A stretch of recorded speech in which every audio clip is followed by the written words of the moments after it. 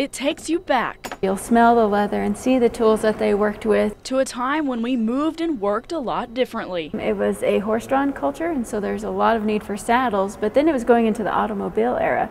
So they then started to do upholstery. The Rutherford Brothers Harness Shop and Saddlery exhibit in Pioneer Town was modeled after the real Rutherford Brothers shop that operated out of Clarendon for about 20 years in the early 1900s. Kind of the actual setup of a shop. It really shows a transition in time as far as the transportation industry goes. A transition local saddle maker Richard Oliver could tell you about firsthand. My grandfather started our business around the turn of the century, the last century. Now, nearly 100 years later, he and his two sons are still performing the trade and working in what Oliver says is still a busy business.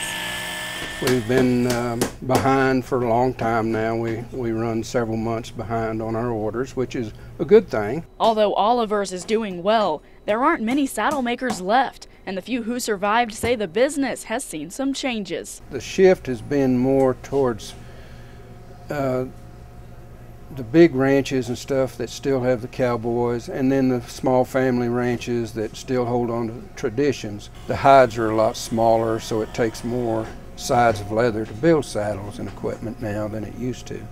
Increase the cost. However, the true trade of saddle making, Oliver says, remains basically the same. Building the saddles has not changed a lot. The knowledge my grandfather had of building saddles was passed right on down, and my boys know what he knew and what he learned. History, the Panhandle Plains Historical Museum, and saddle makers like Oliver are hoping folks of the Panhandle continue to recognize and cherish. People don't even realize you can get custom-made saddles anymore. It's for the first time in history, we're having to educate people that you can still get custom-made saddles and quality and American-made. We still do the exact same things in life, but just do them in a different way.